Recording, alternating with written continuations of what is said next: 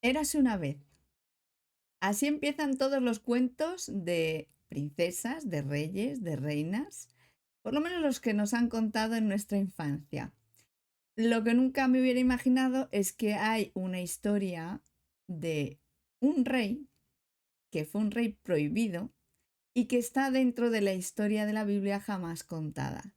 Acompáñame porque te voy a explicar hoy muchas cosas con esta corona. Vamos a descubrir quién es el rey oculto y cómo a día de hoy el mundo es un gran tablero de ajedrez de Juego de Tronos.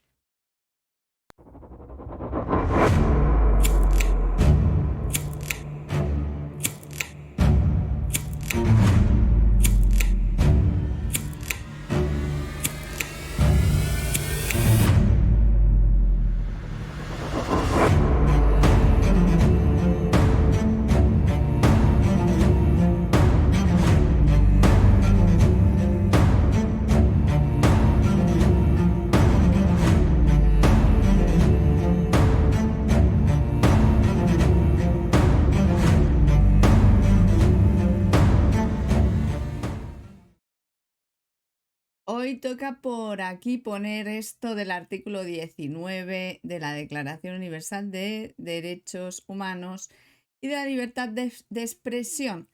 Yo hoy os acompaño a descubrir una historia que está oculta dentro de la Biblia y que, bueno, nos explica un poco la geopolítica y todo esto que hemos estado viviendo en los últimos años.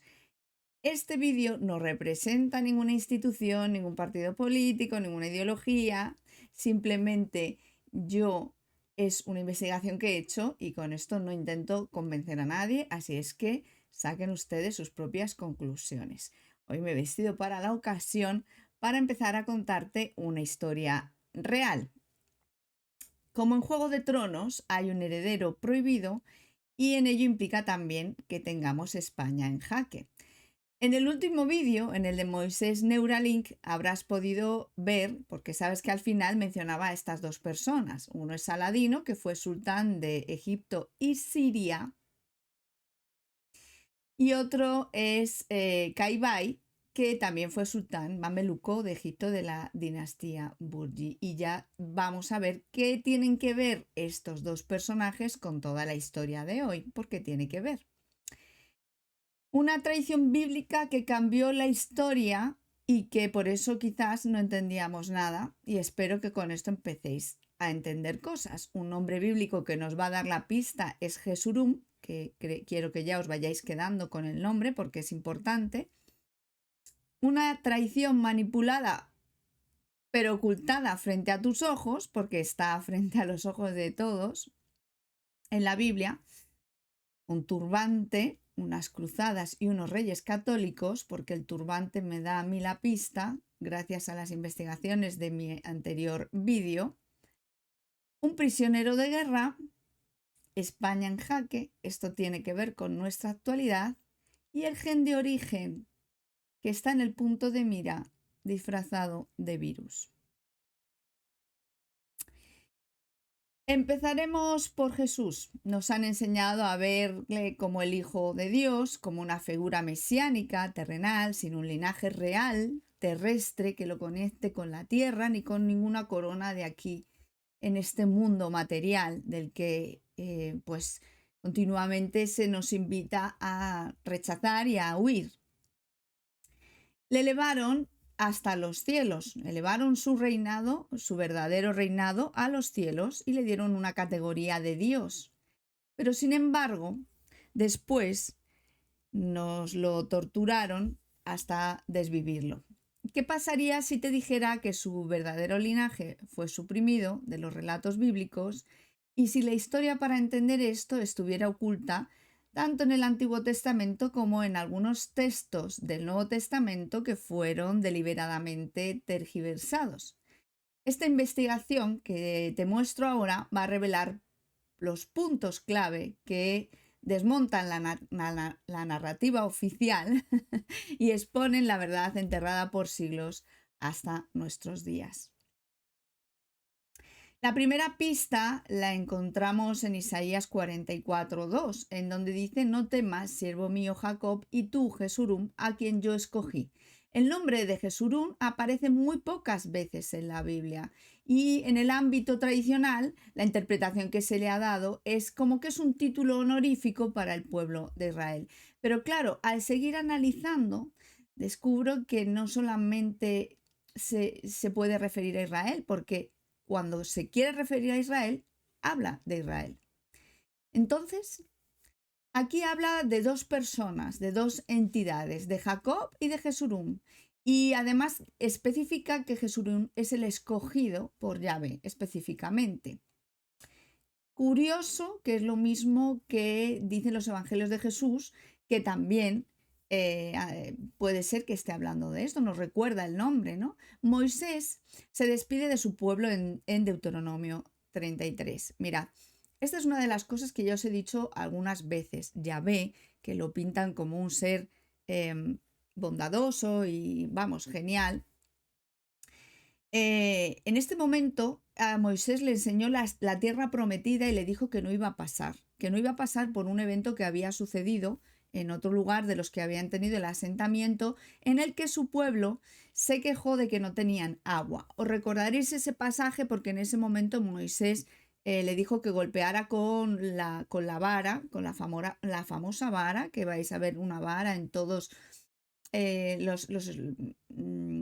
pirámides y en todos los egipcios siempre llevan una vara.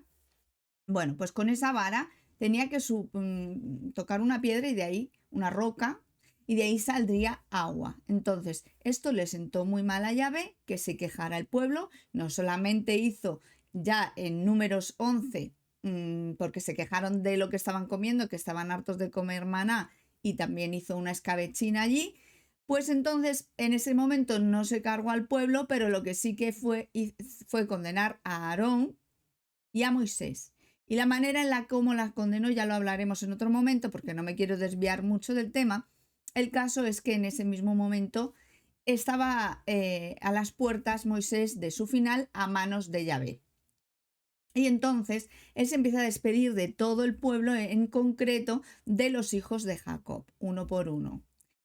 Y en Deuteronomio 33:5 nos dice: Y fue rey en Jesurín cuando se congregaron los jefes del pueblo con las tribus de Israel juntas. Hay que leer todo el texto para entender que él estaba hablando, como recordando de momentos que habían vivido juntos como pueblo. Vale. ¿Qué sentido tendría que Yahvé, un Dios todopoderoso, se rebaje los galones y se ponga a sí mismo como rey? O sea, no tiene sentido, no tiene sentido. Y hasta ahora Moisés era el juez del pueblo, ya lo hemos visto, una especie de gobernante, y tampoco había un rey, o por lo menos eso parece. Es obvio que el texto no se refiere a Yahvé ni tampoco a Moisés. Entonces, mirad, si eliminamos la palabra en el texto, aquí adquiere una estructura mucho más clara y coherente. Y esto no lo voy a hacer porque a mí me dé la gana. Esto tiene una razón que ahora os voy a explicar. Y entonces el significado real queda: y fue rey Jesurum cuando se congregaron los jefes del pueblo con las tribus de Israel juntas y aprobaron esto, que él fuera rey. Bueno, en hebreo la estructura vi, que es más el nombre, como en el caso de vi Jesurum, que es lo que se traduce de aquí, puede funcionar de diferentes maneras. Uno puede ser como en Jesurum, pero también el prefijo no solamente significa en, sino que se puede traducir simplemente como y fue rey el Jesurum, como un artículo, o también porque es un instrumento para indicar la relación que se tiene, el estado, incluso el énfasis, incluso las categorías. Puede indicar un lugar, pero también una categoría. Es decir, si yo estoy por debajo de otra persona, en este caso sería como un virrey. Si hay un rey o hay un gobernante, el virrey, el segundo al mando, sería Jesurum y fue rey Jesurum. Entonces ahí estaría bien traducido. Jesurum es un rey, no un territorio simbólico. Entonces Jesurum es una persona y es proclamada rey. Y la conexión entre la ley y la herencia real sugiere que Jesurum era el heredero legítimo de un trono, del trono de Jacob por herencia y por tanto del pueblo de Israel, rey del pueblo de Israel. Moisés le entregó la ley en el contexto de esta proclamación, es decir, que dio una ley como heredad, es decir, que les dio como orden a todo el pueblo de que este sería el rey. Y refuerza así la proclamación de Jesurún como rey dentro del pacto. Los jefes de las tribus lo aceptaron como rey, lo que se dice en el texto, indica que se reunieron y parece indicar una asamblea en la que todo el mundo dio a conocer como que era el rey y se hace como un acto de coronación legítima. En Deuteronomio 36-26, dentro de la despedida de Moisés, volvemos a encontrar algo muy similar, pero en este caso con categoría de Dios. ¿Qué sentido tendría que Moisés reconociera a un Dios que no fuese Yahvé o hablase de Israel en términos distintos? No tiene ningún sentido. Entonces, en este texto vuelve a suceder lo mismo. No hay como el Dios Jesurún, quien cabalga sobre los cielos para tu ayuda y sobre las nubes con su grandeza. Perdonadme que es que me estoy trabando mucho hoy al hablar. Si eliminamos la preposición de, el significado cambia drásticamente y refuerza la idea de que Jesurún es una persona en un territorio simbólico. Es decir, Jesurún es descrito como alguien que cabalga los cielos y domina las nubes en un lenguaje reservado a figuras divinas. Y esto también podría estar describiendo este Jesurún glorificado de una manera similar a Yahvé. Y esto encajaría también con que en aquella época, en Egipto y en toda esta parte, se consideraba a los reyes o a los faraones como semidioses o avatares divinos. Y yo aquí te meto mi cuña publicitaria de todo lo que yo te digo, que hay tecnologías y naves y tal. Entonces también puede hacer énfasis a que tenían naves que volaban por el cielo y que tenían acceso a tecnología avanzada. Pero ahora bien, cuando dice esto del caballo que va entre las nubes, encaja perfectamente con la descripción que se nos dice en Apocalipsis 19:11, donde aparece un jinete celestial atribuido a la figura de Jesús. Descendiendo con poder, dice, entonces vi el cielo abierto y he aquí un caballo blanco y el que lo montaba se llamaba fiel y verdadero, con justicia juzga y pelea, y con justicia juzga y pelea. Esto se ha atribuido a Jesús. El libro de Apocalipsis, también reconocido como Revelación, forma parte del Nuevo Testamento y fue escrito originalmente en griego koine. Por tanto, Apocalipsis 19:11 no tiene una versión del hebreo masorético, ya que el corpus textual se refiere al Antiguo Testamento o Tanaj, que fue escrito en hebreo y arameo. Por tanto, aquí hay una traducción que puede ser similar. Yesurún y Yeshua comparten similitudes fonéticas en hebreo. Y Yesurún significa recto, justo o enderezado. La raíz de Yasar, Yeshua, significa también salvación o liberación, porque luego le vamos resignificando cosas, porque esto es lo que tiene el lenguaje. Ambas palabras tienen una construcción similar, como si fueran las variaciones de un mismo concepto. Ahora bien, las palabras clave en griego, fiel y verdadero, y Jesurún en hebreo proviene de la raíz yasar, que significa recto, justo o fiel. Se traduce como el que es fiel y verdadero. Por tanto, el que es fiel y verdadero equivale a Jesurún en hebreo. ¿Estamos hablando del mismo? La segunda pista. Deuteronomio 33, 16 al 17, hay una despedida de Moisés hacia José, que era uno de los hijos de Jacob. Y sobre la frente es aquel que es príncipe entre sus hermanos, como el primogénito de su toro es su gloria y sus astas como astas de búfalo. Bueno, aquí Moisés se refiere a José como el primogénito de Jacob, aunque no era el primogénito, pero le pone como príncipe de sus hermanos. Aquí estamos viendo una categoría real. Es decir, aquí nos habla de un linaje real. Y por tanto, su descendencia, la descendencia que viniera de José, sería legítima heredera del trono. ¿Vale? El primogénito biológico de Jacob fue Rubén. Y por una historia con que parece que le gustó su madrastra y tal, pues entonces le desheredó. Ya empezamos con desheredar. Y si nos vamos atrás, vamos con más desheredados todavía, porque se supone que Jacob viene del linaje de Isaac, que ahí ya hay otra complicación, porque Isaac tuvo a Esaú y a Jacob, y Jacob le quitó la primogenitura a Esaú. Y si nos vamos antes, ahí tenemos a Ismael y tenemos a Isaac. Ismael debería de ser el primogénito de Abraham, pero no se le determinó a Isaac. Y aquí tenemos ya el lío montado. Aquí ya os voy diciendo, bueno, aquí José en este momento, en Deuteronomio 33, es revelado como el primogénito. Es elevado a estatus de primogénito y se convirtió con un nivel de herencia y derecho dinástico sobre Israel, aunque no lo fuera biológicamente. José fue vendido por sus hermanos, no fue un simple funcionario, fue el administrador de toda la riqueza de Egipto. Y eso lo tenéis en la Biblia. Esto no me estoy inventando yo nada, volvemos a lo mismo de siempre. Por tanto, su descendencia era la legítima heredera también de todo este trono de Egipto. José, durante la hambruna, estuvo administrando todos los bienes, las tierras, los recursos de Egipto.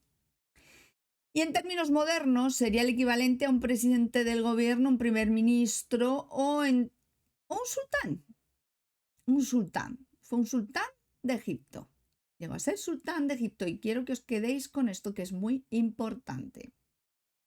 No era un simple gobernador.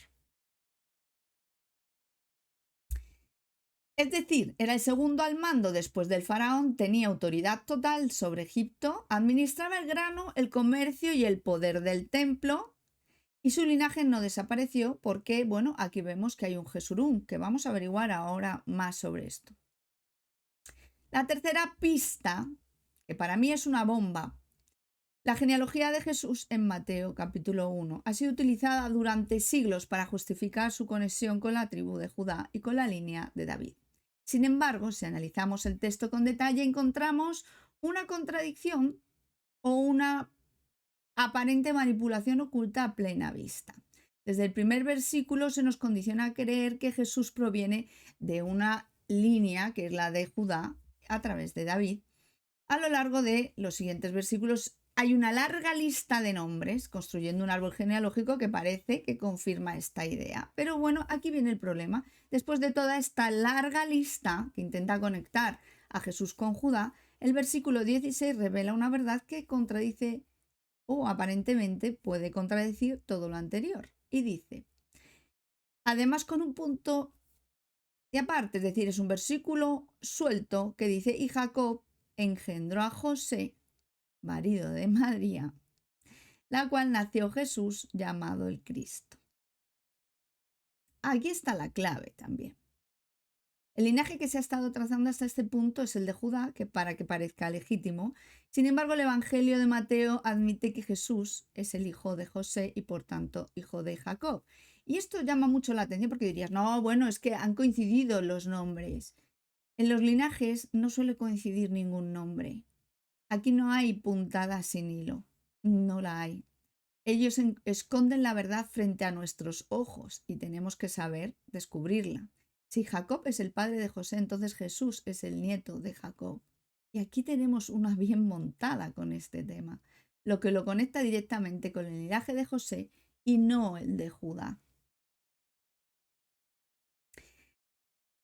Esta es la razón por la que han intentado de imponer que él no tenía padre, pero si aceptamos, vamos a poner esa aceptación, igual que tenemos pues películas que nos ponen a la reina Carlota de una etnia diferente a la que se nos ha contado, vamos a aceptar que Jesús es el hijo de José. ¿Qué pasaría entonces con la narrativa oficial? Se derrumba en muchas cosas. Mirad, el truco está en manipular la percepción del lector. Esto se aprende también en programación neurolingüística. Aquí la estrategia que han utilizado en esta genealogía es una técnica de manipulación textual, en la que se presenta una larga lista de nombres y repetitiva para condicionar tu mente y aceptar que Jesús viene de una determinada línea.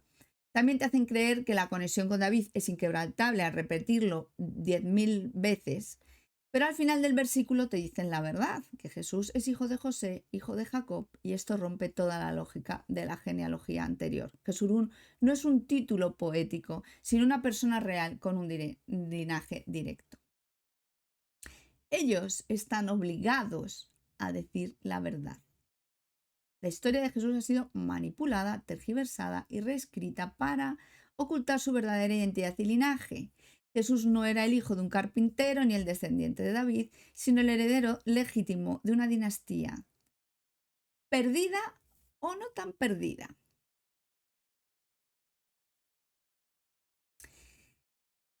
Cuando entendemos que Jesurún es el legítimo heredero, pues ahora vemos que el templo de su padre es el templo del faraón, el templo del sultán de Egipto, el templo de su linaje. En Lucas 2:49 se dice, ¿por qué me buscabais? Estaban buscándole los discípulos, dice, ¿por qué me buscabais? ¿No sabíais que en los negocios de mi padre me es necesario estar? En los negocios de mi padre, que no era carpintero. Si su padre era José, entonces era el gobernador de Egipto. Entonces su templo, el templo real, era el de Egipto. El templo de Jerusalén no era el único templo de importancia. También había un templo de poder real que era el de Egipto. Y cuando Jesús expulsó a los mercaderes, estaba defendiendo su herencia terrenal. Terrenal. No solo no estaba predicando contra los comerciales por razones espirituales, sino porque estaban profanando y comerciando en sus tierras.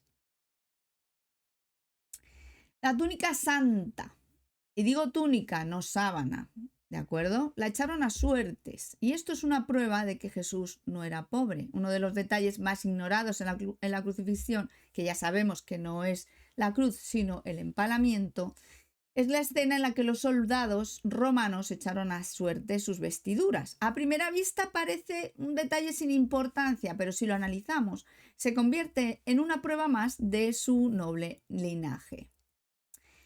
Tomaron su túnica, la cual era sin costura, tejida de arriba abajo en una sola pieza. Entonces dijeron entre sí, no la apartamos, sino que echamos a suerte sobre ella a ver de quién será. Porque un grupo de soldados querría la ropa de un condenado. Ellos tenían el derecho a quedarse con las pertenencias de los que realmente se condenaba. Sin embargo, la mayoría de los casos, los condenados eran pobres, esclavos o criminales comunes. Sus vestiduras eran harapos sin ningún valor. Si Jesús hubiera sido un mendigo o un carpintero ordinario o sus vestiduras no valiesen nada, no hubiera sido lo suficiente valiosa como para que los soldados se la echaran a suertes o se pelearan por ella. ¿Comprendéis? Y te voy a ir más allá. Vamos a seguir rizando el rizo de esta historia. La túnica era de una sola pieza. No era solamente especial por ser de una sola pieza, sino que su diseño material tiene unas implicaciones más profundas. En la tradición hebrea, la túnica de una sola pieza era un símbolo de autoridad sacerdotal o realeza. Y recordamos en Éxodo cuando se manda a hacer el efod y tenía que ser de una pieza con una apertura en el cuello. El sumo sacerdote llevaba la túnica de una sola pieza para simbolizar la consagración y la conexión y todo esto. Este diseño sin costuras es idéntico al que menciona como es, y además dan ese detalle que era sin costuras, el de Jesús. Y esto vuelve a reforzar una conexión con un linaje sacerdotal aparte de real.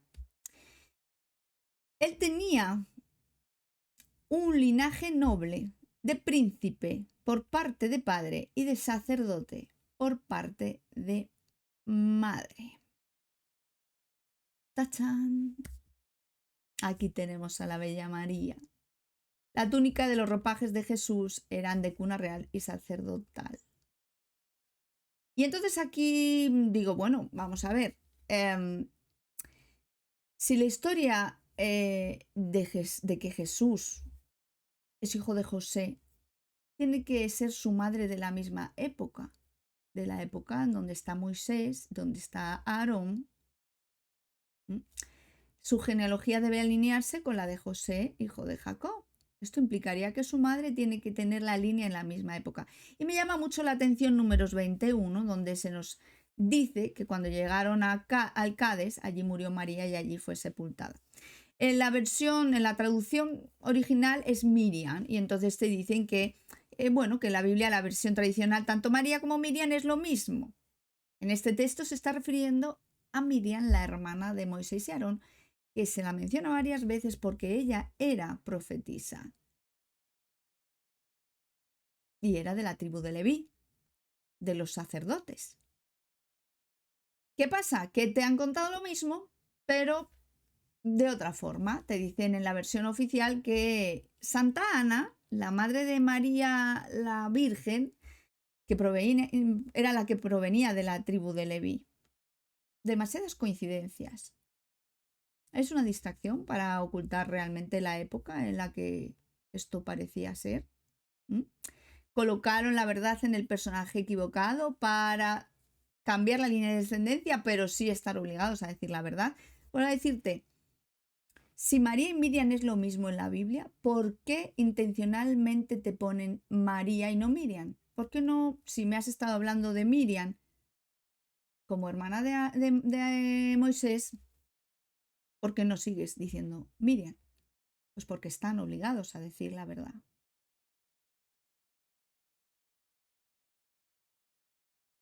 ¿Por qué el traidor de Jesús se llama Judas? Bueno, en el griego original, el Nuevo Testamento, el nombre de Judas, Ludas, es la transliteración griega del hebreo Yehudá o Judá. En hebreo, Judá se escribe Yehudá. En griego lo tradujeron como Loudas, en español Loudas sacaron Judas. Aquí está la trampa. Judá y Judas son el mismo nombre en hebreo y en griego. Iscariote significa hombre de Judea, hombre de Judá. Es decir, Judas Iscariote no es un personaje separado, sino una representación oculta de la traición de la tribu de Judá. ¿Quién traicionó a José en el Antiguo Testamento? A José, el que fue vendido a Egipto y luego fue sultán de Egipto. El hijo de Jacob. ¿Quién le traicionó? Su hermano Judá. Judá entonces dijo, vendámosle. Jesús no fue traicionado por un simple discípulo, tampoco fue traicionado por todo un linaje que se ha ocultado en la historia. Jesús no fue traicionado por un discípulo al azar llamado Judas Iscariote. Fue traicionado por su tío Judá, el hermano de José. Y nos lo han disfrazado con una simple S, transformando Judá en Judas, como si no tuviera relación ninguna, y poniendo Iscariote para que tú no sepas qué significa hombre de Judea. Aquí tenemos el Padre, el Hijo y el Espíritu Santo. Hay un vídeo que no he incluido en este vídeo, pero que subiré al canal de Gen de Origen, en el que el Papa Francisco dice que el Padre, el Hijo y el Espíritu Santo son personas. Son personas como tú y como yo. Bueno, la traición aquí viene de dos linajes, los descendientes de Judá y los descendientes de Ismael, porque fueron los que se llevaron a José, fueron los que compraron a José. Vamos viendo por dónde van el Juego de Tronos. Ambos linajes traicionaron el linaje de José. Los descendientes legítimos de Jacob, no por orden, pero sí por determinación, por deseo de quien los designó allí. Fueron vendidos y entregados al enemigo por sus propios familiares. Y bueno, esto revela que un conflicto entre Judá e Ismael no es real, sino un teatro. Bueno, en realidad quizás son dos facciones que van contra una, pero bueno, que en realidad aquí están todos a ver quién se quiere llevar el pastel. Ambos en un principio se alían para conseguir un mismo fin, porque principalmente el juego está en ir contra Jesurum. Ambos fueron vendidos por plata, José por 20 piezas, Jesús por 30, Y bueno, pues aquí tenemos ya las 3 tribus principales en las que anda el juego de la actualidad, porque no os creáis que esto es muy antiguo. ¿Qué significa realmente Cristo? Bueno, la palabra Cristo proviene del griego Christos, que significa ungido. Es la traducción en hebreo de Mashiach, que también significa ungido. Pero claro, la clave está en el término ritualístico, porque la unción tenían que ungir todo aquello que la ofrenda desvivida la tenían que ungir. Entonces, Jesús, si lo conviertes en Cristo, es el Jesús desvivido, el Jesús ofrendado y desvivido. ¿Mm? Eso solamente lo hacía, bueno, pues el sumo sacerdote. ¿Mm? Con lo cual, esto sugiere que, bueno, pues Cristo tiene un doble significado. Uno es como que es el elegido, ¿no? El empoderado divinamente, y por otra parte es el marcado para ser entregado como ofrenda y desvivido. Y aquí hemos visto, tenéis un vídeo mío que podéis ir a ver, que es cómo ha sido ungido el hijo de Elon Musk. ¿Bien?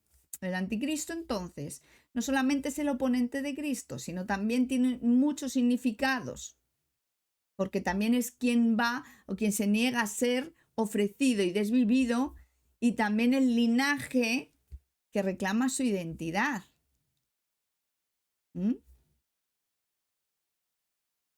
La eliminación de María Magdalena en la historia oficial. Obviamente se han escrito libros, hay en cantidad de teorías, se ha hablado muchísimo. Bueno, yo aquí más o menos voy a contaros algo que es lo que más o menos por mis investigaciones tiene el más sentido posible. Obviamente, si Jesurum, vamos a llamarlo Jesurum, si Jesurum tenía un linaje real, María Magdalena no era una discípula más, y tampoco era lo que luego en el Concilio de Nicea se le hizo creer. Se eliminó el lenguaje real, el linaje real con la manipulación textual, pues también hay que eliminar que haya cualquier tipo de descendencia. Entonces, María Magdalena aparece en 4 evangelios y fue la primera en ver a Jesurum después de la resurrección. En algunos textos apócrifos la describen como la compañera de Jesús. Sin embargo, en el Evangelio de Felipe se dice que él la besaba en la boca, lo que indica un vínculo bastante más estrecho que simplemente una seguidora. En el Concilio de Nicea se terminó de modificar esto porque, claro, la Iglesia necesitaba un Jesús célibe, y lo que se hizo fue decir que María era pues una señora que ofrecía sus favores a cambio de dinero. Roma necesitaba destruir la idea de un linaje mesiánico real. ¿Por qué? Para continuar con su dominio mesiánico.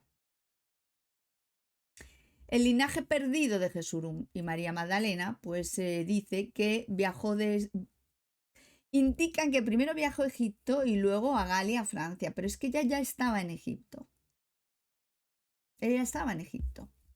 El análisis de los textos apócrifos y los evangelios perdidos pues nos dan, pues lo que he dicho, un rol como que tenía una relación más íntima y que fue, como si dijéramos luego, perseguida. Es el santo grial o la sangre real, que ha sido representada como un cáliz que todo el mundo anda buscando, pero que en realidad lo que significa es la descendencia a la sangre real.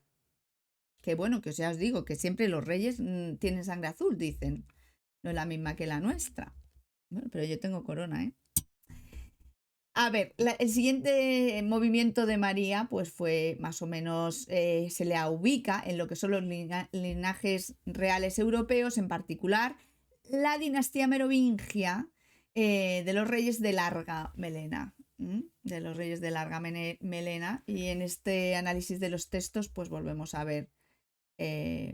Bueno, como he repetido aquí un poco de información, pero bueno, es que son muchas hojas y esto es lo mismo que he puesto antes, me parece a mí, porque aquí me ha quedado de poner alguna cosita que seguro se me ha olvidado. Básicamente, lo que yo os quería aquí contar es que María Magdalena fue, o se supone que todo lo que son todos los reyes de toda Europa vienen de este linaje. Y aquí yo quiero que veáis no solamente la lucha por el trono, sino que todos tienen la misma sangre y el mismo Dios.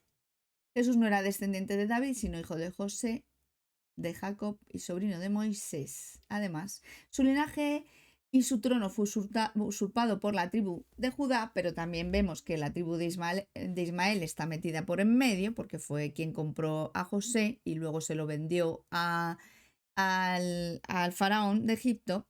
Su conexión fue borrada, elevándola a los dioses, o sea, su conexión con Egipto, con todo el linaje y tal, en un reino en el cielo, que no tiene nada que ver aquí en la tierra, porque él no herede nada. Y Jesús no solo predicaba contra la corrupción, sino que también estaba defendiendo su herencia. Es el Cristo ungido para la ofrenda desvivida. Y Jesús era humano, tenía linaje real, sacerdotal, y era el heredero legítimo de Egipto y de Israel. Esto que me lleva a otra pista, mirad, cuando estaba averiguando lo de Moisés Neuralink, que tenéis el vídeo, que os animo a que lo veáis, pues curiosamente me apareció esta foto de Kai-Bai y me llamó la atención, pues los cuerninos, que no mi corona, maravillosa, sí, y cómo me llevó a este otro personaje también, siguiendo la línea genealógica hacia atrás, llegó a Saladino. Y oh sorpresa, esto me conecta una vez más con España, con los reyes católicos y con todo esto y con las cruzadas. Vamos a analizarlo. Y nos vamos al título de Rey de Jerusalén. Bueno, más de lo mismo. Rey de Jerusalén en la monarquía española. Bueno, la conquista de Jerusalén por los cruzados fue en 1099 y tomaron Jerusalén y fue cuando establecieron el reino de Jerusalén. Hasta ese momento no existía un título honorífico de ese lugar. Era como si dijéramos, Jerusalén era un sitio, un lugar que tenía una alta connotación religiosa o espiritual o simbólica para los cristianos, los judíos y los musulmanes. Judá, Ismael, Jesurún. ¿De acuerdo? Pero no era una capital ni un centro político clave. Fue la conquista de la Cruzada cuando en 1099 la convirtió en la sede de un reino con monarcas cristianos y le dio importancia estratégica a las cruzadas. Y es que vais a ver cómo todo esto tiene que ver con las noticias que salen de los cristianos que están por ahí desviviéndolos, ¿verdad? Bueno, pues esto todo es un teatro, también os lo digo porque son las luchas entre ellos. Jerusalén cayó en 1187 ante Saladino y en 1291 los cruzados fueron expulsados. El título se mantuvo en Europa hasta la actualidad, pero perdimos el territorio. Es decir, Saladino, este señor de aquí, fue el que en las cruzadas, después de las primeras cruzadas, él consiguió recuperar el territorio. Ahora bien, el título de rey de Jerusalén solo puede ser un monarca europeo porque fue un título creado y mantenido por los cruzados europeos. Y ahora vais a entender por qué la Unión Europea, que aunque creáis que está a favor de los europeos, ha sido creada para destruir Europa, porque no es de la facción. A ver si averiguáis de qué facciones. Luego vamos a ver qué facciones son cada uno. Bueno, más o menos según mis investigaciones, que yo no tengo por qué tener razón, obviamente. El reino de Jerusalén desaparece, pero el título sobrevive, porque los musulmanes recuperaron Jerusalén, poniendo fin al reino cruzado, pero sin embargo los europeos siguieron reclamando el título y teniéndolo hasta nuestros días, de hecho, ¿no? El título dejó de ser territorial, pero se mantuvo en la nobleza europea. ¿Cómo llega este título al rey de España? Bueno, en el siglo XV, en el reinado de Nápoles, se heredó el título de rey de Jerusalén porque estaba unido a la zona de Sicilia y Nápoles, absorbiendo todos los títulos, incluyendo el rey de Jerusalén. ¿Vale? Yo también quiero que veáis una cosa. Aquí hay linajes de sangre, pero también hay un tema de títulos. Quiero decir que sí, que se ha intentado conservar la sangre, el gen, el no sé cuánto, pero es que ha cambiado tantas veces de mano. Bueno, se supone que todo lo que es Europa, que todo lo que es los monarcas europeos llevan esta sangre, que no Inglaterra. ¿De acuerdo? Que no Inglaterra. Aunque con Isabel II sí que se ha juntado con el príncipe de Edimburgo, entonces que es familiar de nuestra Sofía, la reina de Grecia. Bueno, todo está por ahí, todo está por ahí. Pues muy complicado. A mí nunca me ha gustado la historia y mira, pues estoy aprendiendo gracias a esto, pero vamos, porque no me ha tocado más narices que investigar. Entonces, Felipe VI en la actualidad es el rey de Jerusalén y el título se mantiene en la lista oficial de títulos de rey de España. Es un título sin poder territorial, como os he dicho, y en la práctica, pues, es el heredero de los cruzados que gobernaron Tierra Santa, que me tienen a mí loca con este tema también. ¿De acuerdo? Entonces, el rey Felipe VI fue invitado en las exequias de Simón Pérez en 2016, apenas un año después de ser coronado, y lo sentaron a la derecha del presidente del Estado de Israel, por delante de todos los jefes de Estado, incluso del presidente de Estados Unidos en aquel momento. Y todos ellos eran más antiguos que el reinado del Majestad, y cuando él preguntó por qué le iban a sentar ahí, le dijeron y le contestaron porque su majestad es el rey de Jerusalén. Y aquí vemos que siguen aquí los temas de quién quiero recuperar y qué quiero recuperar. Bueno, aquí os he traído un guiño de una cosa que me ha parecido bastante curiosa. Los bufones con gorro específico, generalmente el gorro de cascabeles, es un gorro de 3 puntas y era una figura común en las cortes europeas. En la corte francesa, en la corte de Inglaterra, bueno, en el Imperio Sacro Románico, incluso los reyes de España o los ducados italianos bajo los Medici han tenido este tipo de bufones, que no de buzones, de bufones. Claro, si lo analizamos desde la perspectiva de lo que son rituales, que siempre estamos con los rituales por ambas partes porque les encantan los rituales, pues es muy similar, evidentemente, a Saladino, que fue el que consiguió recuperar la tierra de Jerusalén. Y entonces el gorro, el bufón, es una burla que es como un desafío al poder y un comodín también en el juego de la historia. También es una pista para identificar facciones. Hasta ahí lo puedo leer. Repetimos historia y nos vamos a Caibait. Mira, es interesante observar las similitudes que hay entre la historia de José, el hijo de Jacob, y la historia de Caibait, porque ambos están vinculados con Egipto. Como siempre, parar la diapositiva y aquí podéis ver más detenidamente las cosas que tienen en común. Pero casi podrías decir que estamos hablando de la misma persona y que José era Caibait. Y quiero que os quedéis con una cosa muy importante. Caibait era de origen circasiano, pero era una etnia originaria del Cáucaso, actual región del Cáucaso. Varón caucásico. Quiero que os quedéis con esto hasta el final porque vamos a ver qué tiene que ver esto con las vacunas.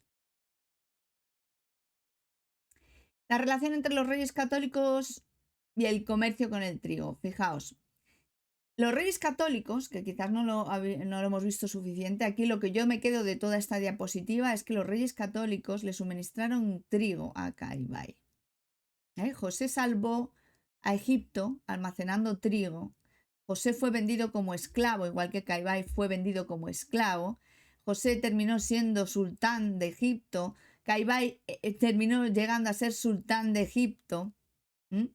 Y se le recordó por las grandes edificaciones que había hecho y por haber almacenado trigo, y da la casualidad de aquí los reyes de España le dieron trigo. Le vendieron, dicen que le vendieron, pero aquí hay varias cosas que podemos ver. Estamos viviendo el momento de los reyes católicos, de la conquista de América, y ahora vamos a verlo también con cosas que han pasado actualmente y que están pasando actualmente, una muy reciente del 17 de marzo de 2025, donde la Facultad de Derecho de la Universidad de Granada ha habido un altercado con Macarena Olona de por medio. Y ahora yo quiero que unáis los puntos, porque esto todo son rituales, todo nos hablan a través de rituales. La venta de trigo a Egipto cuenta la historia oficial que lo que hizo fue financiar la guerra contra Granada. Quiere decir que en 1487 los reyes católicos autorizan la venta de trigo a Egipto saltándose al Papa. Vamos viendo facciones. Papa es Judá, reyes católicos Jesurún, y yo me salto al Papa y le vendo a Egipto. Pero además le vendo con la excusa de que es que, bueno, que tiene cristianos que, en Jerusalén y que, bueno, pues para que no lo usen en su contra, porque supuestamente Caibay les había amenazado para que no siguieran avanzando a conquistar Granada. Uy, la Universidad de Granada. Qué cosas. Egipto dependía del trigo de su población y entonces esto permitió a los reyes católicos mantener esta fuente de ingresos. La conquista de Granada finalizó en 1492, lo que liberó los recursos financieros militares. Ese año los reyes católicos aprobaron el viaje a Cristóbal Colón y parte del dinero vino de estos impuestos recaudados tras la reconquista de Granada por el comercio con Caibay. O sea, fueron financiados gracias a Caibay. Tras la llegada de Cristóbal Colón a América, pues se supone que empezaron a recibir oro y riquezas y esto permitió pagar las deudas contraídas durante la guerra de Granada y bueno, pues esto permitió a España convertirse en la potencia más rica de Europa del siglo XVI. Mientras que Egipto, bajo los mamelucos, perdió a mano de los otomanos. Otomanos, Judá. ¿Qué es lo que hizo España? España echó del territorio a la tribu de Ismael. Pero los mamelucos no nos queda claro de parte de quién están. Parece que es José. Bueno, vamos a ver. Granada, un símbolo de conquista y dominación. La toma de Granada presenta el cierre de la reconquista y la consolidación del poder de los reyes católicos. Ese mismo año Cristóbal Colón parte a América y por lo tanto Granada es el epicentro de un cambio de era que llevó a la expansión hispánica y al derrumbe del dominio de la tribu de Ismael en la península. ¿Qué ocurre hoy? Bueno, pues estamos viendo que están derribando en América y en Europa símbolos de Cristóbal Colón. Y también hemos visto lo que ha sucedido hace 5 días, 4 días, con Olona. Y es un acto ritual de reconquista. Vamos viendo por dónde van las cosas y que no está tan lejos. Son los últimos 500 años, más o menos. Borbones y mamelucos. Mamelucos y borbones. Mirad, ningún Borbón se puso la corona. Ningún Borbón se puso la corona. La razón por la que no se coronan en España los reyes, hay varias razones. Una es porque son proclamados en recibir una corona en la cabeza y tiene un origen histórico, político y religioso profundo vinculado a la rivalidad entre España, el papado, el Sacro Imperio Romano. Es decir, ya vamos viendo por ahí las facciones. Jesurún, Judá. ¿Por qué los reyes de Jerusalén en España no lo usan? Bueno, pues ahí te pongo algunos datos de tal. En general es porque dicen que Godofredo rechazó la corona en su día porque con Godofredo se instauró el título de rey de Jerusalén. ¿De acuerdo? Y él dijo que no le iba a llevar porque Cristo lleva una de espinas. Bueno, yo ya, esto ya me lo creo, pero bueno, es una buena razón. Bueno, ¿vale? La aceptamos.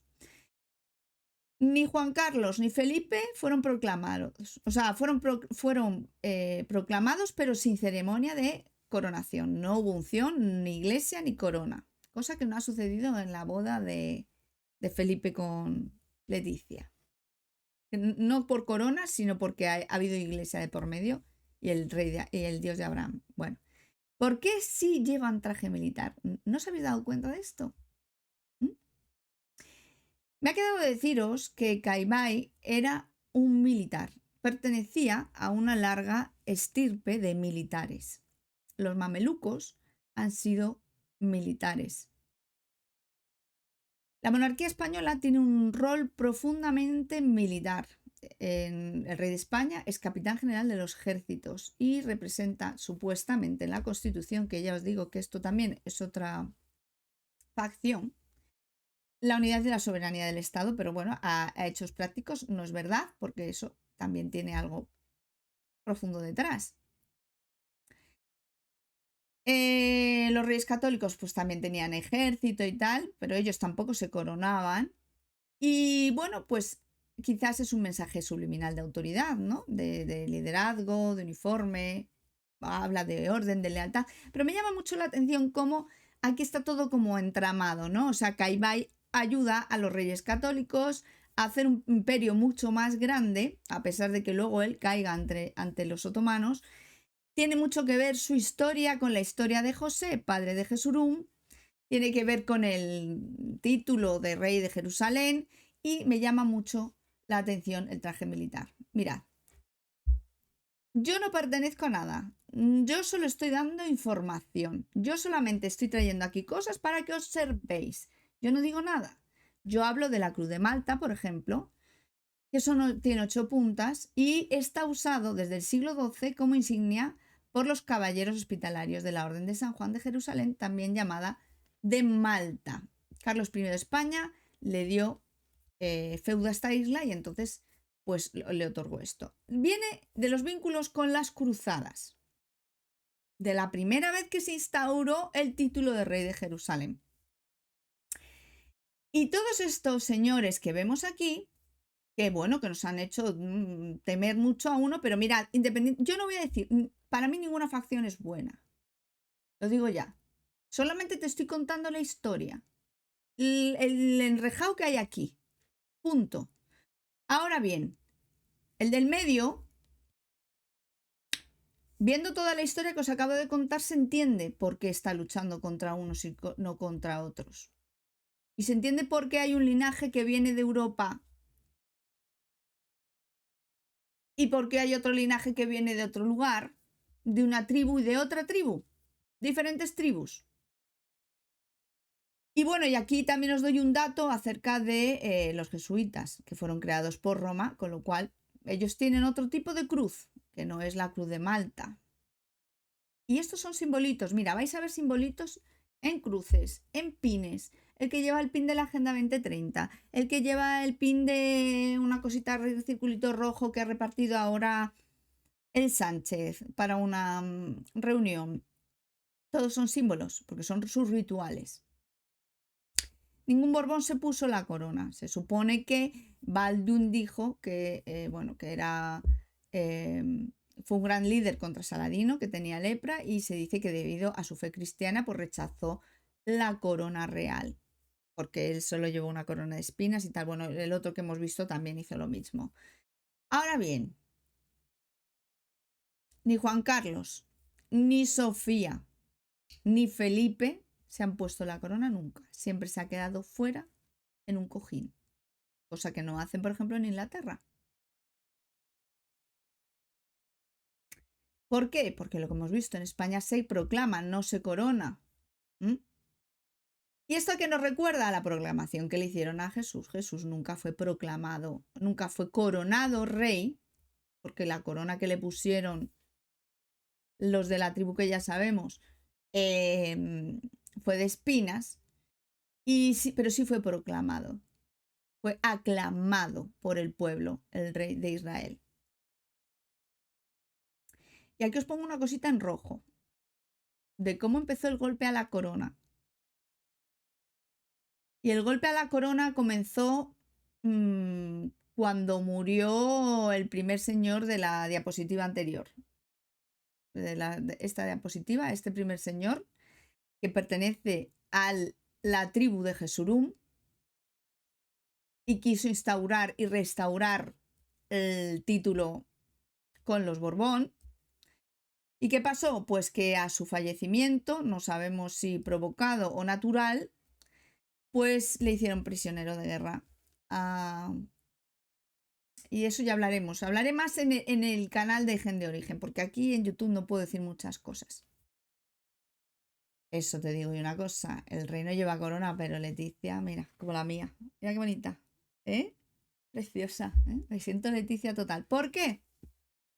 Le gusta una corona más que una ración de croquetas. ¿Por qué? Bueno, porque es de otra facción. Es de otra facción y es una cosa impuesta. No ha sido libre esto. Y tiene que ver con una mezcla de linajes y con intentar... Esto lo hablaremos en el canal Gen de Origen en Telegram.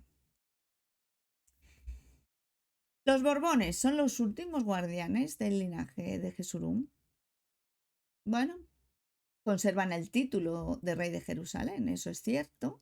Y bueno, pues tienen una conexión muy profunda con todos los linajes europeos, porque no hay más títulos que tenga un Borbón ahora mismo en cuanto a Europa, igual que no hay ningún rey europeo que tenga más formación militar de la que tiene el rey de España. Bueno, aquí os pongo un poco la estrategia de infiltrar esta sangre para alinear a Leonor con otra facción, que es la facción de Ismael, y que es un movimiento clave pues para neutralizar el linaje Borbón o empezar a mezclarlo. Y aquí un dato curioso, que desde la Dana no se pone el pin 2030, aquí el rey de Jerusalén. Bueno, aquí no sé si lo vais a ver bien, esto es un poco para que veáis de dónde son cada linaje. Esto es inventiva total, quiero decir. Más o menos por mis investigaciones puedo intuir de qué facción es cada uno. Os voy a pasar más porque he hecho más, de más gente quiero decir, no solamente los que están aquí. Lo dejo en duda todo. Yo es algo así que voy viendo, pero bueno, para que vosotros os vaya haciendo el ojo. Y aquí también, todo esto lo voy a subir al canal de Gen de Origen y voy a subir los PDF para que los tengáis por ahí, para que lo vayáis revisando. Esto es una teoría mía, como todo lo que os estoy mostrando aquí, ¿de acuerdo? Es una teoría de que yo me he hecho una película aquí de linajes estupenda, un Juego de Tronos maravilloso. Y bueno, algunos de las élites que hay por aquí. Ahora, con todo lo que sabemos, ¿quiénes son los militares en control? ¿Hay buenos o hay malos? ¿O son todos iguales? Me voy con las armas de destrucción masiva, queridos. Y aquí voy a intentar hablar en clave todo lo que pueda, pero aquí hay una clara conexión y por eso os dije, quiero que os quedéis con que Caibait era un varón caucásico que tiene la misma vida que José, que si todo lo que teóricamente he descubierto aquí es cierto, es el padre de Jesurún o el conservador del linaje de Jesurún. Ahora bien, las guerras son silenciosas. Como habéis podido observar, aunque nos digan que están bombardeando aquí, bombardeando allá, que se han matado a los cristianos de no sé cuántos, que si no sé qué, es una guerra silenciosa. Esto es una guerra ritual. Ellos tienen sus rituales. Os recomiendo ver el vídeo que tengo sobre la canción de Lady Gaga de Abracadabra. Esto es ritual, ritual. ¿Vale? Y no dan puntadas sin hilo. Voy a mostraros aquí alguna cosa. A ver cómo os lo explico y si no paráis el vídeo y lo leéis. Y si no voy a dejar esta información también en Gen de Origen. La guerra genética y el intento de modificar ciertas líneas. ¿Por qué ADN caucásico? ¿Es un objetivo? Aquí tengo dos teorías, o bien destruir una línea genética, o bien hacer una ofrenda desvivida ritual para morir todos en Cristo. En ambos casos no me apetece ser ninguna de las dos opciones, no me apetece tener ninguna de las dos opciones, la verdad. MRC5, no voy a decir más, 14 semanas. Qué curiosas las cosas, que es de 1966, 1966 si lo ponemos así, si lo ponemos asado. ¿Qué numerito es ese? Bueno. Y bueno, hay diferentes inyecciones de esto, ¿ok? Y ya haré un vídeo, voy a hacer un vídeo expresamente sobre las inyecciones, los rituales, lo que significa, a qué parte de cada cuerpo, qué parte del cuerpo afecta, qué tiene que ver eso con Éxodo y con Éxodo 29 y las ofrendas desvividas que se pedían ahí y cómo se pedían determinados órganos, la grosura de determinados órganos y determinados órganos que eran para este Dios, y vais a ver cómo afectan a determinados órganos. Maravilloso, maravilloso, maravilloso. Y que tiene que ver con la cábala y todo eso ya lo tengo ya investigado. Bueno, os recuerdo que esto es la religión de los magos y todos son rituales. El número 14 en la Biblia tiene un peso simbólico enorme, sobre todo en relación con linajes, esclavitud, redención y programación genética. El 14 es un número como liberación programada, porque el 14 aparece ligado con los ciclos de esclavitud y redención, y que tiene que ver cuando les pidió desvivir al cordero. El día 14 del mes de Nisan, 14 representa el inicio de una nueva etapa genética de un pueblo elegido. Ya os he dicho que todo esto también es tecnología que nos habla de linajes. La Biblia nos habla todo el tiempo de linajes, de líneas genéticas modificadas, porque había tecnología. Lo siento, pero es que lo hay, la hay. Y en Mateo 1,17 habla, antes de decirnos después de decirnos la verdad de José, hijo de Jacob y padre de Jesurum, pues nos habla de las generaciones, y el 14 se hace como una marca de diseño genético controlado, ¿no? 42 generaciones. Yo quiero ahora que vayáis y busquéis información sobre Elon Musk y el número 42, que vais a encontrar que él está obsesionado con el número 42. Pues aquí lo tenéis. Tiene que ver con esto, con la elección del linaje y con los diferentes periodos que se vive: elección del linaje, esclavitud y exilio, y redención final, que no es ni más ni menos que las ofrendas desvividas. A ver, voy bien. Bueno, el número 3, el 14 en relación con la sangre. El cordero de Pascua se desvive el día 14. El 14 es un número de desvivimiento, de ofrendas desvividas, necesario para legitimar un linaje o tomar una posesión de algo. En numerología hebrea, 14 es 7 más 7, la perfección, un ciclo completo. El 14 es doble sello de perfección. 14 es el número de David, el símbolo del supuesto linaje real elegido por Yahvé. Y la relación con el ritual de las inyecciones también tiene que ver con todo esto, como un ritual de tomar posesión genética, de sellar un nuevo linaje, de desvivir el acceso natural del ánima y implementar una programación controlada. El número 14 no es aleatorio, es un número de programación genética de control del linaje de sacrificio. ¿De acuerdo? Y también os voy a decir una cosa. El nombre del virus.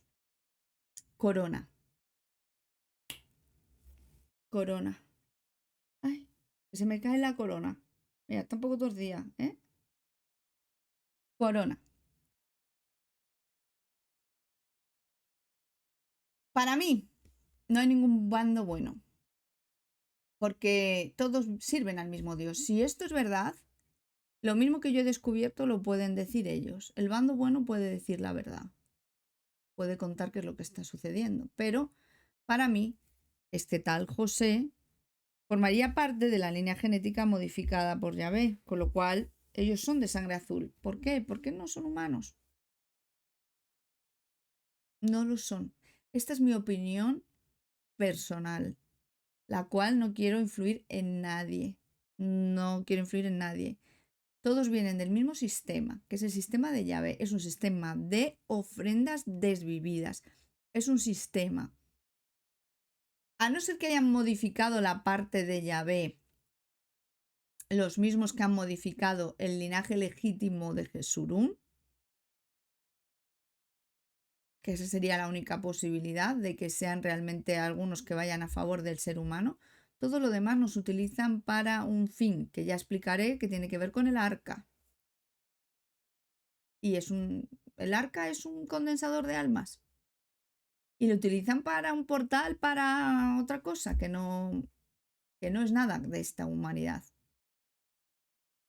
Todos y cada uno de ellos hacen ofrendas desvividas. Y aquí la pelea está en quién es el protagonista de ellas. ¿Quién se puede colgar las medallitas de haber hecho las ofrendas a su Dios para que les mire con ojos de agrado como miró a Abel en vez de a Caín? Y nos mantienen atrapados en su juego. El único camino es dejar de jugar su guerra, no tomar partido. Para mi punto de vista no hay un bando bueno, solamente tú tienes que saber qué es lo que están manejando y recuperar la memoria de quiénes somos antes de todo esto. Que aquí dicen que de 1000 años para acá, y yo te diría que para mí son los últimos 500 años. Y nos han colado tiempo. El verdadero despertar no es ganar su guerra, es salirse de ella. La pregunta es, ¿estás dispuesto? Nada es como nos contaron. Aquí te dejo la reflexión. Dime qué cosas piensas, cómo te ha quedado el cuerpo, si te has acabado el bol de palomitas y si tienes preguntas incómodas, ya sabes, déjamelas en la cajita de comentarios que te las contestaré. Si crees que esta es información que te ha esclarecido dudas, suscríbete, activa la campanita y comparte estos vídeos. Y sobre todo, vete a mi canal de Telegram, que allí tengo más cosas bastante interesantes.